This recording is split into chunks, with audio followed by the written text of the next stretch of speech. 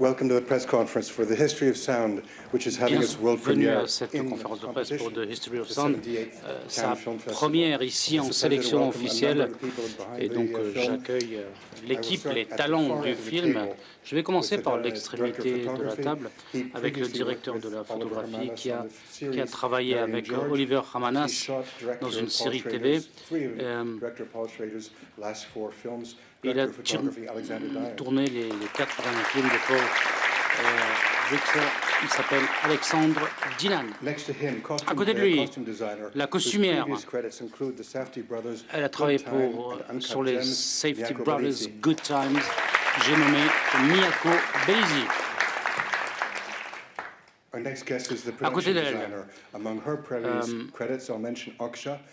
elle a travaillé sur Oksha, qui a eu sa première ici, les frères Cohen, et No Country for Old Men. J'ai nommé Deborah Jensen, qui est la chef décoratrice.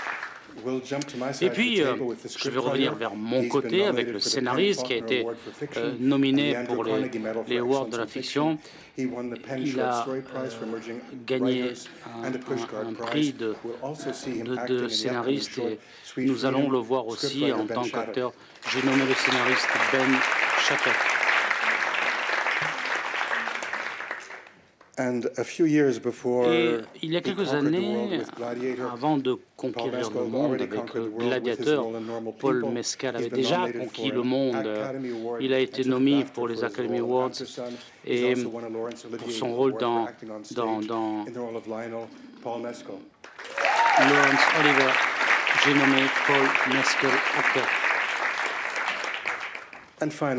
Et enfin, le réalisateur, c'est son deuxième film, après Beauty, qui est présenté en première à Cannes. Il a eu 2 nominations. Oliver Hermanus, réalisateur. Alors avant de donner la parole aux journalistes, j'ai une question pour Ben. Le gramophone, le phonographe au début de l'histoire, ça m'a interpellé, ça. C'était incroyable. Oui, c'est un peu le début de l'histoire. J'avais lu quelque part que c'était la seule invention de Edison à l'époque qui a vraiment percé en termes de commercialisation. Et donc, il a eu cette idée absolument géniale et ses ingénieurs ont inventé le gramophone d'Edison. Qu'est-ce que ça représente pour vous? Quel est le rôle de ça dans l'histoire? Quand j'ai lu le scénario, je me suis dit, les artefacts pour les gens, les artefacts du passé contiennent des vies entières, contiennent des vécus. Et donc, je me suis dit, il faut que ces artefacts rentrent dans le présent venant du passé. Et les personnages, d'ailleurs, travaillent sur ce cylindre de cire, parce que c'était la technologie de l'époque. Alors, un cast quand même incroyable. Heavy Robinson et tous ces autres. Comment Oliver, avez-vous réussi à rassembler ce cast? Je voulais des beaux visages, bien sûr. Et Susan Shopmaker était la directrice du casting qui a fait un travail absolument remarquable. Merci à elle. Elle m'a aidé à trouver ces visages, ces acteurs incroyables. C'était ma première aventure américaine, pour ainsi dire, donc merci à elle. Votre premier film aux États-Unis, mais vous n'avez pas casté des acteurs américains pour autant. Oui, c'est parce que Paul et Josh, je les connaissais, et puis bon, on n'a même pas réalisé vraiment qu'on allait faire un méga film ensemble. Merci, je vais passer la parole aux représentants des médias. À droite, ici. Bonjour. Question au réalisateur. Ça concerne aussi le chef-op. L'histoire est racontée de façon distillée et les protagonistes la subissent, l'histoire, et on entend le son. Alors, anesthésie, vous avez mentionné anesthésie. Chacun fait ses expériences On peut avoir des goûts, des couleurs dans les yeux, dans la mémoire. On peut voir des couleurs sans avoir pour autant la vision, entre guillemets. Et Provincetown, par exemple, il y a eu des idées tout à fait différentes, inédites. Et puis, à la fin, on a décidé que Lionel s'échapperait dans des références un peu inédites, ce qui est le cas à la fin du film. Merci. Question. Rice Place, je viens du Nigeria. Question à Paul. Après avoir vu le film, j'avais le cœur fendu. Et je me disais, pourquoi il n'a pas fait ci, pourquoi il n'a pas fait ça, il aurait dû dire ça, etc. Et le personnage de Josh dit, il y a quelque chose qui tourne par rond. Et ça m'a fait penser à la nature. Et peut-être que pour changer l'histoire, il aurait fallu modifier certaines choses. Est-ce que vous pensez que, après mûre réflexion, la nature de Josh correspond à votre nature, à vous? C'est une bonne question, ça, elle me plaît, parce qu'elle tape dans le mille. Et c'est très intéressant, ces deux personnages.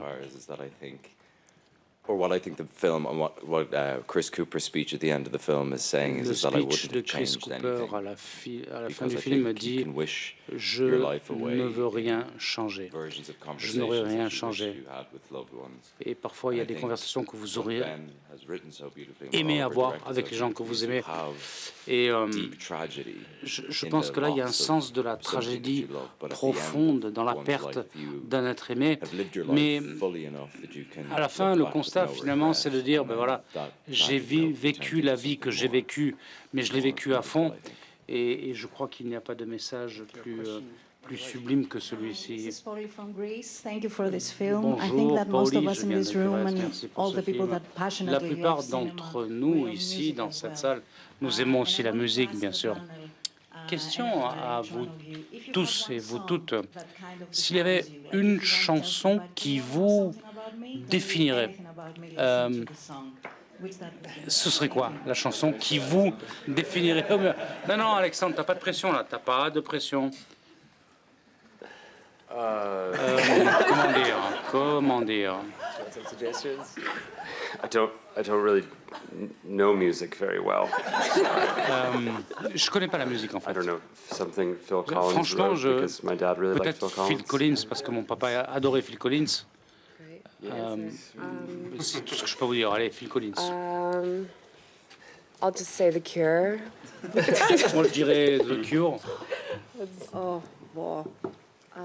Would you mind speaking into the mic, closer to the microphone? Il faudrait que vous vous approchiez du micro pour parler, pour qu'on vous entende. You know, in a way, I would say that D'une certaine façon, je dirais que actually Silver Dagger, to be a very powerful thing for me because it touched on c'est quelque chose losses de that I've très experienced. fort And et qui est en rapport avec les pertes que j'ai connues dans For anyone who ma hasn't vie. seen the film yet, the Silver Bono n'a pas encore Dagger's vu le a film. Silver gorgeous Dagger, ballad that comes up in the film. c'est incroyable. C'est bon, dans le film on entend. Alors, c'est à mon tour. I've now forgotten my answer. I think it's definitely something by Radiohead. I think it might be Moi, je dirais Radiohead. Fade Away. Fade Away, Radiohead, voilà. Moi, je dirais It's a song called For You by Laura Marling at the moment. For It'll You probably de change Laura tomorrow, but that's Marling. what C'est today. ma chanson favorite du moment, mais ça va peut-être I mean, changer so demain. much of Et moi, comment vous dire, what I love or Ce parts que- of my life are stitched into What the I film love, itself, and, in c'est part, une chanson Silver qui fait Dagger partie was du a- film. you know, when I was Silver younger, Dagger, I bien grew up in évidemment, really Silver Dagger. rural area, Quand j'étais plus jeune, baling hay, dans les contrées paysannes, pour ainsi dire, ça allait contre la tendance. Et ma femme m'a dit,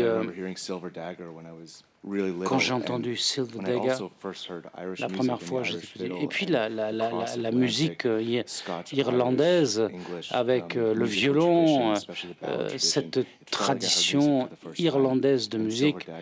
Et Silver Dagger, c'est vraiment un morceau, un groupe qui occupe une place particulière dans mon imagination. Following up on Alexandre, sound, puisqu'on it's parle de unusual, son, a movie which is such a un visual film quand même medium, inédit. to focus on sound, which is invisible. Vous And vous it's, êtes complètement that focalisé invisible sur le qualities son touched avec on, des explained so beautifully in the film. qualités Was that a challenge for you? invisibles. What were your Est-ce que references ça a or été visual un references gros défi ça? for Quelles sont vos références shooting?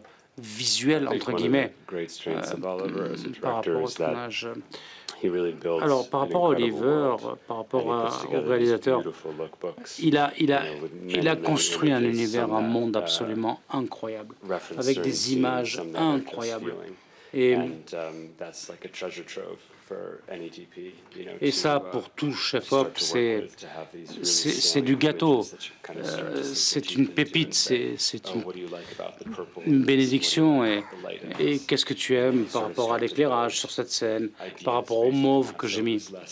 Et là, on commence à développer des idées. Et puis, on a parlé d'un certain nombre de références. Mais ce que Oliver avait à l'esprit, j'ai essayé de le transposer par la photographie, par l'image, bien évidemment. Alors, question ici. I'm Alessandra Tommasi from Italy. My question is to Bonjour, je Paul. viens d'Italie. I would Question like à to ask Paul. you how, in your opinion, this movie define or redefine masculinity? En Thank quoi you. ce film redéfinit-il la masculinité? Waouh! How do I think, the question being, how do I think this film has Wow, wow, defined wow. or redefined masculinity? Est-ce que ce film a pour vocation de redéfinir la masculinité? Point d'interrogation. C'est une interrogation qui est revenue à plusieurs reprises depuis le début, quand on parlait du film. Et cette question est revenue souvent. Et donc, c'est une question qui s'inscrit un petit peu dans le travail que j'ai fait. Et la réponse, pour moi, elle est évidente. La masculinité est quelque chose à géométrie variable. Et dans le monde du cinéma, on n'est plus dans les personnages masculins alpha, le chef, le boss de tout. Non, c'est fini ça. Je pense que le cinéma est en train de redéfinir la notion de masculinité. Et c'est très, très, très subjectif. Et on le voit dans la relation entre Lionel et David dans le film, et la relation que le public aura vis-à-vis de ou avec la masculinité. C'est comment dire, une projection que Ben propose au public. Bon, c'est un peu compliqué. Question on the right. Yes. Une question à droite ici. Please, with the microphone. Yeah, it's me? Madame. Okay. Yes. Hi, Nath Curveu, Bonjour. Brasil, Rede TV. Je viens du First of Brésil. all, congratulations. And Tout Paul, d'abord, félicitations, what Paul. was the biggest challenge for you Quel a été in le making principal this movie? défi pour And vous dans la recently, réalisation you were de ce film? wearing a Flamengo jersey. Récemment, Does that mean you are a Flamengo supporter? vous avez dit que vous étiez un défenseur ardent des biggest flamants challenge. roses. Ah oui, ça a été un challenge, ouais. Non, blague à part. Je pense que greatest challenge and the thing that I'm le plus proudest gros of défi, et là où je suis fier in this film is par the rapport à ce film, attempt comment dire, c'est that we cette set out as a team to make tentative something que that nous felt avons fait en authentic tant and restrained qu'équipe and not de proposer quelque chose d'authentique. purely that, but d'authentique. there's something very kind of frightening about going into a world where you're really asking Il y a an quelque chose audience quand to même lean in. I d'effrayant. think this film does that.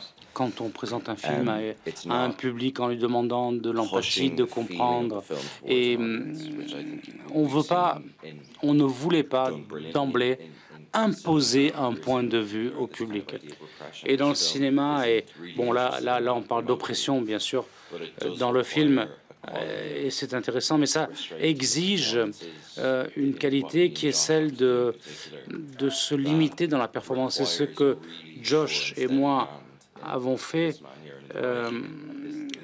Ça a été vraiment de nous borner, entre guillemets, à ce que le scénario nous a dicté. La qualité de la retenue a été finalement la plus grosse performance, et au final, quand je vois le résultat, j'en suis pas. On parle de challenge. On a la chance de parler à la costumière Miyako Bellisi. Quel a été le défi particulier dans la préparation de ce film? en tant que costumière. I think the biggest challenge Je crois que le plus gros défi, was the breadth of the film and the breadth of a life. ça a été cette largeur dans le film de la vie. On a travaillé partout dans le monde par rapport à l'histoire de Lionel. Et très tôt, Oliver m'a expliqué qu'on allait tourner dans un monde à 360 degrés. Et ça, c'était évident. Par exemple, le Kentucky, la maison, on l'a construit, on l'a conçu parce qu'il n'y avait pas d'autre endroit. Et donc, on était, comme je le dis, dans une reconstitution à 360 degrés parce que nous savions qu'il fallait qu'on aille en Italie, parce qu'on ne pouvait pas restituer l'image de l'Italie aux États-Unis. Donc il fallait qu'on y aille. Et on est allé. Et donc, identifier ce qui était essentiel au point de vue spatial, ça a été un gros défi. Et remplir ensuite tous les autres vides, ça a été tellement important. Oui, je suis entièrement d'accord. Reconstruire tout un monde, ça a été ça le défi. Et toute la recherche qui s'associe à cela, reproduire ces différences entre le Kentucky, l'Angleterre, l'Italie, et ça, bien évidemment, c'était essentiel pour rester authentique, et ça a été le plus gros défi du film, en quelque sorte. Question. Hi. Okay. Madame. Hi, I'm Clémentine Bonjour. from Road to Cinema. Clémentine Paul de Mescal, Road to I have Cinema. questions for Paul, you. une question. How did your chemistry Paul Mescal. with Josh O'Connor Votre build up? chimie avec Did you already Josh O'Connor, have a connection comment elle before s'est filming, or did constituée? it grow up Vous on vous the set? connaissiez avant le film ou est-ce que vous êtes connu sur le plateau? Alors Josh, c'est vraiment la personne la plus avenante du monde. C'est un cadeau. C'est un cadeau du ciel. C'est quelqu'un que les gens, le public voit et l'aime tout de suite. Et aujourd'hui, c'est pas toujours évident pour les acteurs. Donc ça, c'est la première chose. Et la deuxième chose, c'est que nous avons commencé ce film à une époque où nous nous connaissions depuis 5 ans. On était déjà des potes, des amis. Mais je crois que ce film a vraiment assis, confirmé, approfondi notre amitié au cours de ces 3-4 semaines de tournage. Et quand on pense aux thématiques qu'on a abordées, et puis bon, il y avait quand même aussi les plateaux, les tournages, des moments un peu insensés parfois. Donc, comment dire, on n'essaie pas de dicter aux acteurs la tonalité du film. Et c'est vrai que Oliver nous a laissé toute latitude, amplitude au niveau des émotions, et je me suis senti heureux. J'étais content finalement de connaître Josh, qui était déjà un ami, pour réaliser ensemble ce film. Est-ce que vous voulez rajouter quelque chose, Oliver, au niveau de la direction du pilotage des acteurs? Oui, c'est vrai. Ce film,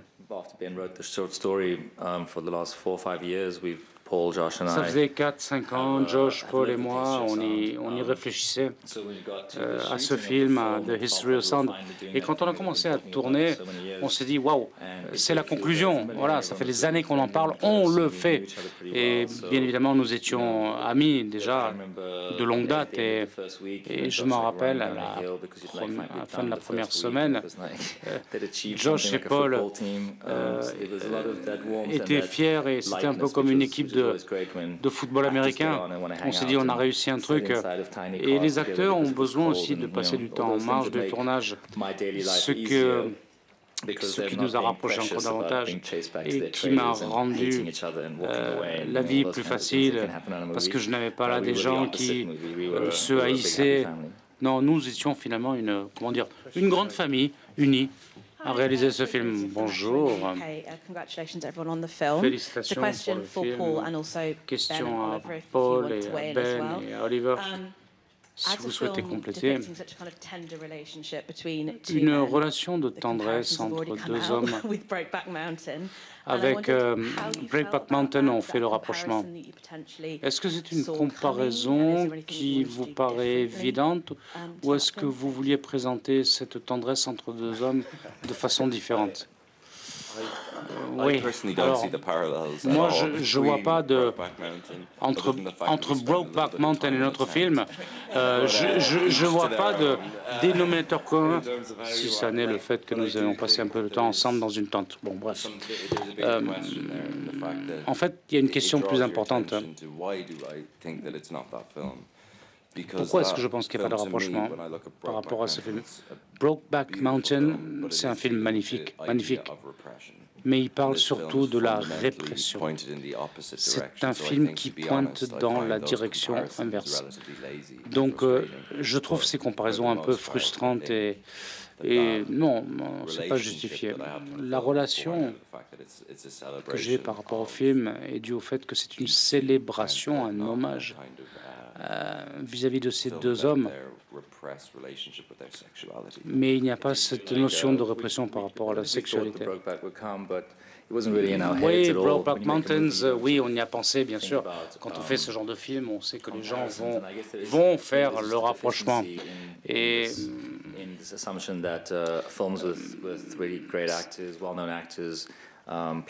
c'est faux. Ces acteurs qui jouent cette relation de tendresse, d'amour, c'est pas forcément la réincarnation d'un film qui a 20 ans. Moi, je pense qu'il faudrait qu'il y ait plus de films sur ce sujet d'amour masculin, d'hommes entre eux. Et la plupart des films traitent le sujet. Et l'idée, pour moi, c'était pas la complication sexuelle, etc., etc. Ce qui les a séparés, entre guillemets, c'est l'hypothèse qu'ils auraient peut-être d'autres amours dans leur vie. Et puis David part à la guerre, et là, bien sûr, il y a une souffrance intérieure qui est terrible. Ça le diminue. Et Lionel, lui, le personnage, eh bien, doit continuer à survivre. Et il se rend compte que son premier grand amour, eh bien, il comprend que ce sera son dernier amour. Et c'est pas une question de dire, allez, il faut beaucoup de sexe, etc. dans le film. Et non, non, je vous rassure, on n'a pas couché ensemble. Il y a ce passage dans le Maine, bon, on l'a pas retenu parmi les images, mais je suis vraiment fier de ce message sur l'amour et sur ces différentes déclinaisons dans différentes cultures. Merci. Question ici. Hello, bonjour. Arthur Gadelha, Jornal O Povo do Brasil. Je viens du My Brésil. question is for Paul. Question Paul, à I Paul. wanted to ask you about music. La musique, I saw j'y you reviens. singing Carmen, the movie. Je vous ai vu And that chanter beautiful scene dans where you sing Carmen, at sunset. cette Thanks scène God, it's on incroyable Spotify, au coucher de soleil. That's Heureusement, c'est sur Spotify parce que j'ai pu l'entendre. Dans History of Sound, il y a cette scène incroyable où vous chantez à côté du piano. Pouvez-vous me parler de votre préparation? Et est-ce que la musique, ça vous plaît? Est-ce que vous allez continuer à travailler sur des thématiques qui se rapprochent de la musique? Oui, j'adore la musique, bien évidemment. Et je pense qu'avec ce film, de façon particulière, comme Ben le disait, il y a énormément de musique traditionnelle, irlandaise, qui bien sûr a eu une influence sur la musique qu'on entend dans le film. C'est la musique avec laquelle j'ai grandi. Donc j'étais familiarisé. Et la préparation idéale, c'est de travailler avec un musicien. Et c'est ce que j'ai fait. J'ai travaillé avec quelqu'un qui est une autre version de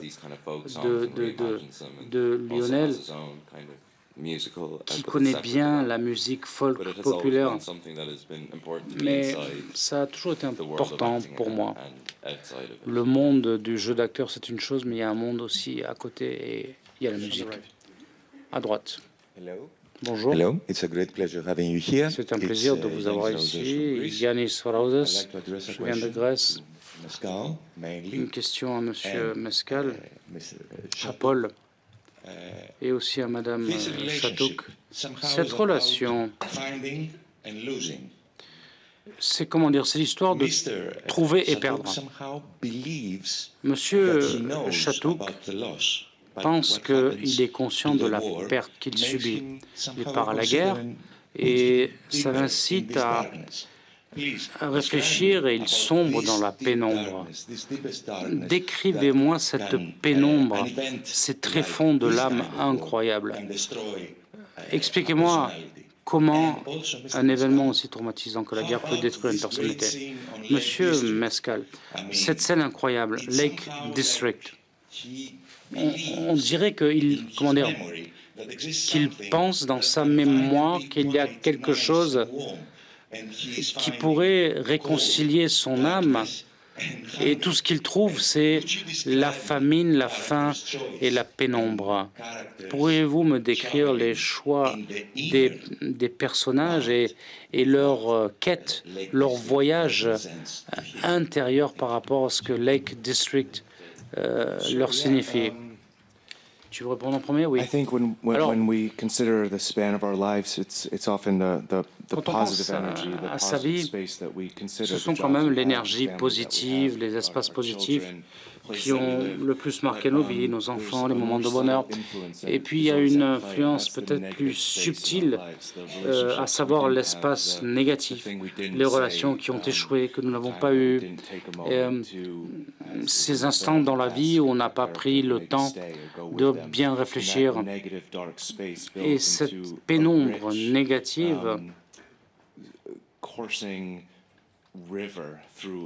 c'est une espèce de fleuve, de rivière qui traverse la vie et qui parfois vous prend à contre-pied, qui vous surprend. Moi, j'ai grandi dans un milieu de peintres et quand je regarde les tableaux de Caravaggio, je vois cette lumière incroyable, mais il y a aussi cette pénombre dans ces personnages, ce côté dark, sombre qui fait ressortir les personnages sur les tableaux de Caravaggio.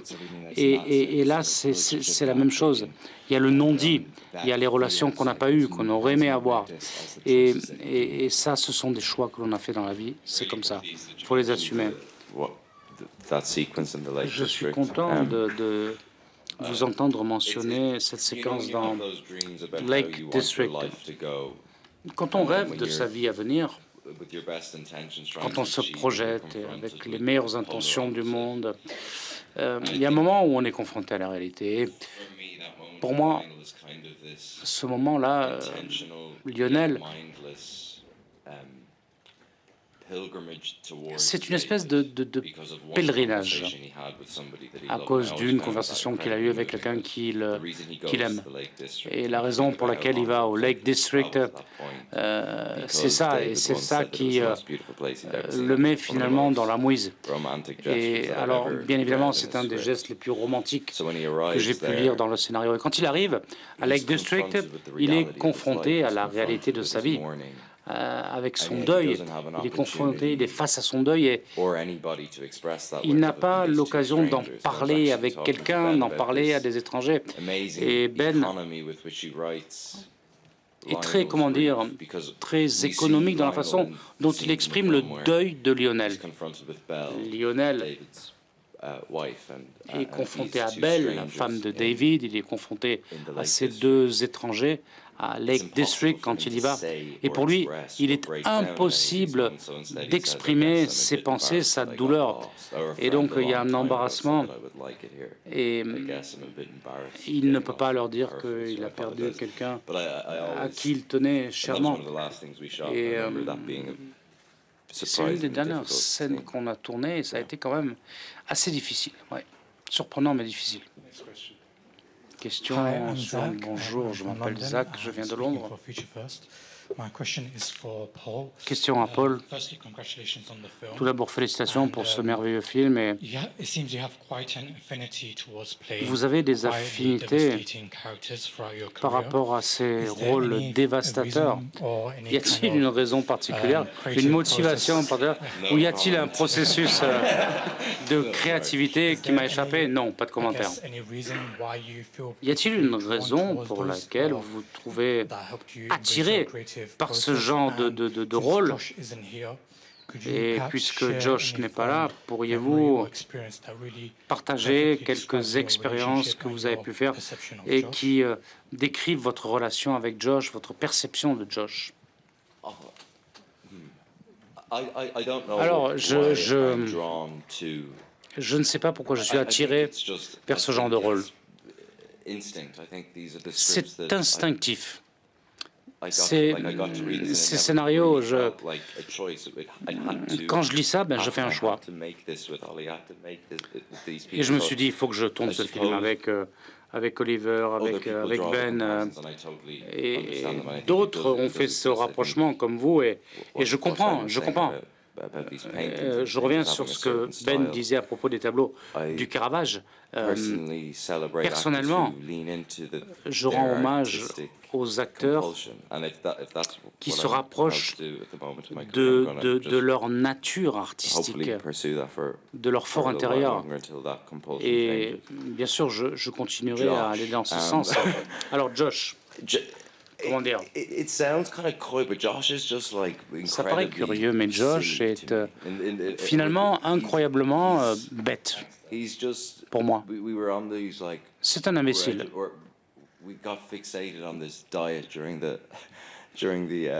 On a un peu trop focalisé là-dessus pendant le tournage.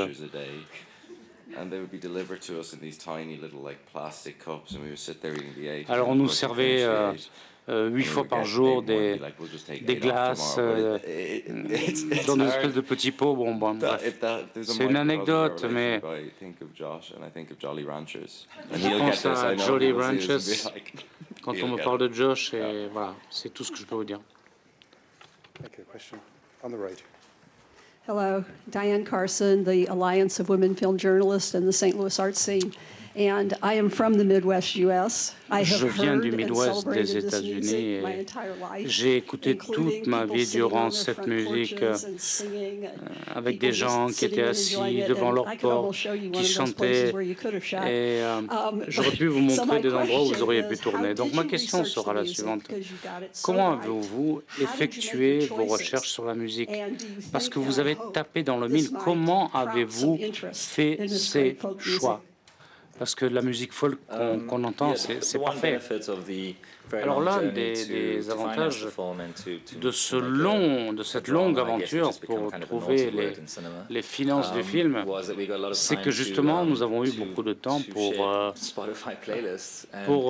écouter des playlists sur Spotify. D'ailleurs, c'est toi, Ben, qui a élaboré la première liste. Ça a été long. Et quand il a fallu prendre des décisions, faire des choix, eh bien, je consultais Paul, Ben, etc. Et donc, ensemble, on a choisi les titres. Donc, c'est toujours la question de savoir quelle chanson de Soul of Daga dans les Rocky Mountains. Ce que j'adore, c'est que dans les Rocky Mountains, c'est le père de Lionel qui chante ça. C'est la chanson que David chante dans le bar. Et c'est ce que David chante, la chanson qu'il chante à sa mère. Donc ça les rapproche, ça les connecte.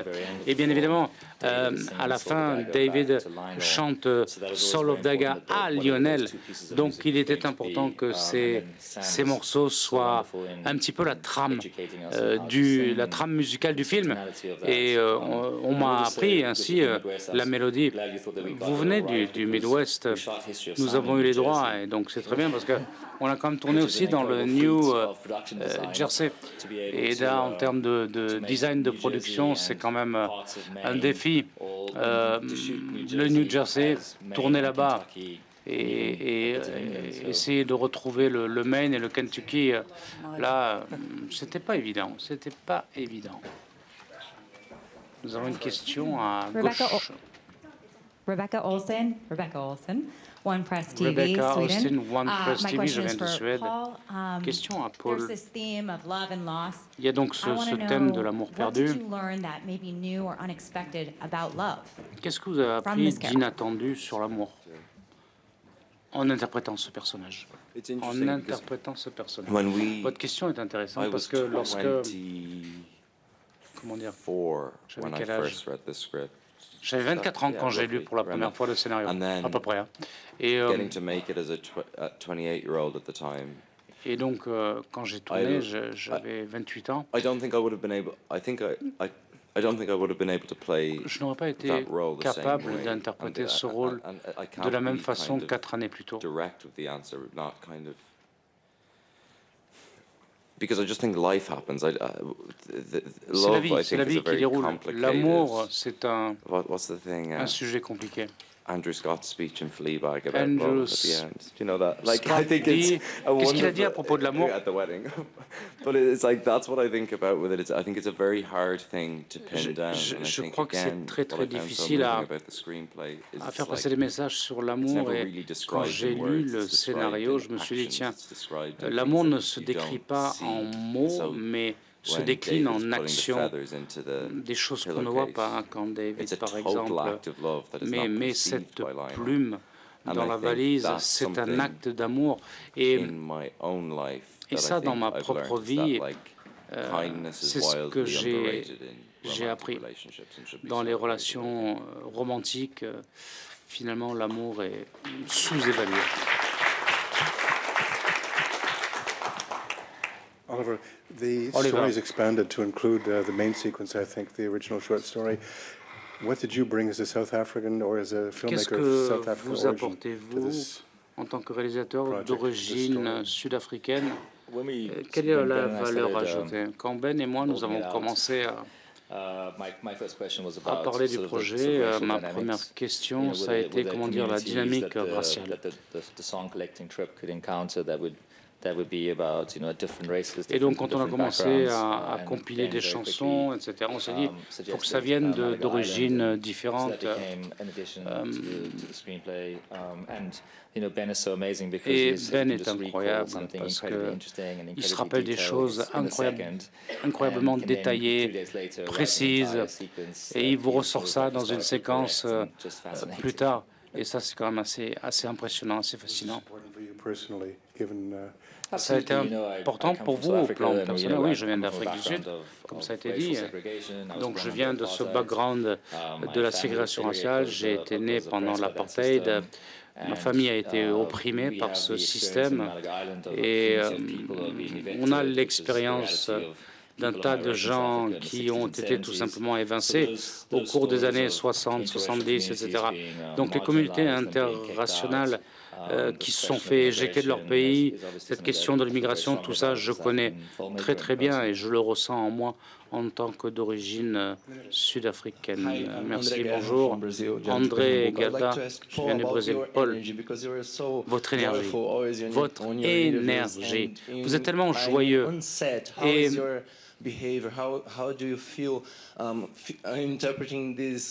qu'est-ce que ça fait d'interpréter ce rôle de façon si profonde?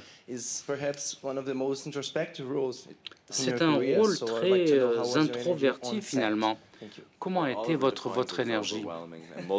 Alors Oliver a dit que c'était surprenant, overwhelming.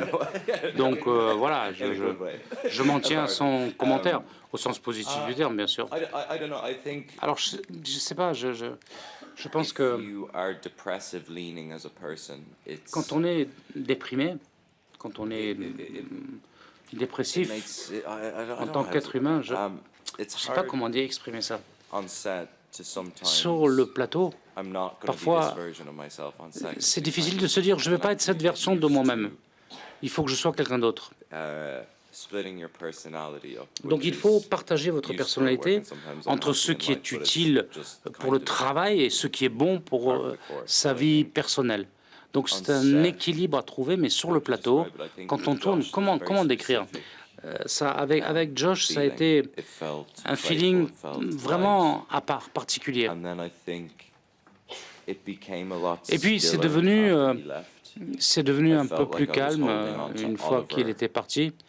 Et là, je m'en remettais à Oliver tout le temps. Quand Josh est parti, comment dire, j'étais là, je m'accrochais à lui tout le temps. Donc là, j'ai travaillé de façon, comment dire, pragmatique, pratique, et j'ai essayé de rendre ma communication, mon interprétation efficace. Mais je pense qu'Oliver pourra mieux répondre à la question. Oui, Paul, c'est le genre d'acteur qui, sur le set, est toujours prêt. Et donc il y a cette situation avec la lumière naturelle. Et parfois j'appelais Paul sur son portable et il arrivait en courant.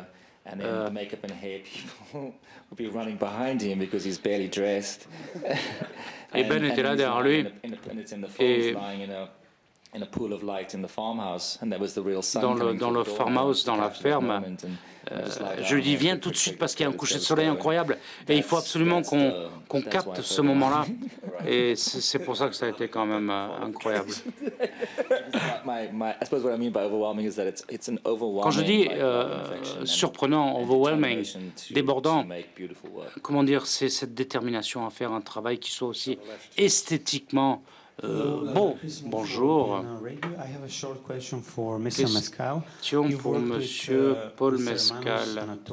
Vous avez travaillé avec Paul, avec Charlotte Wells, avec Ridley Scott et avec d'autres grands réalisateurs. Ma question sera la suivante. Est-ce que, comment dire, pour l'avenir, quels sont les réalisateurs avec lesquels vous aimeriez travailler? Quelle est votre inspiration par rapport à tel ou tel réalisateur? J'ai été vraiment privilégié de travailler avec des réalisateurs que je vénère, que j'admire profondément. Et tous ces réalisateurs que vous avez mentionnés, j'ai adoré bosser avec eux. Pour eux. Et cette relation avec Oliver, maintenant, c'est une relation particulière. C'est un rapport une relation qui a commencé il y a 5 ans. Et je crois que c'est la première fois que je travaille sur un film où la communication, où l'amitié était déjà en place avant le tournage, 5 ans avant. Ça veut dire que vous n'arrivez pas sur le plateau pour tourner avec des acteurs que vous ne connaissez pas, où vous voulez impressionner le réal, etc. Non, nous sommes arrivés à un point où j'ai fait complètement confiance à Oliver et il m'a fait complètement confiance. Il est incroyable comme réalisateur. Murphy, je me dis que sa vision est tellement singulière, tellement particulière, et son point de vue, son regard sur les acteurs est incroyable. Donc il attire les talents très performants. Et j'espère que c'est le premier des nombreux films que j'aurai l'honneur de tourner avec Oliver. Bon, le temps qui nous a été attribué est écoulé, merci.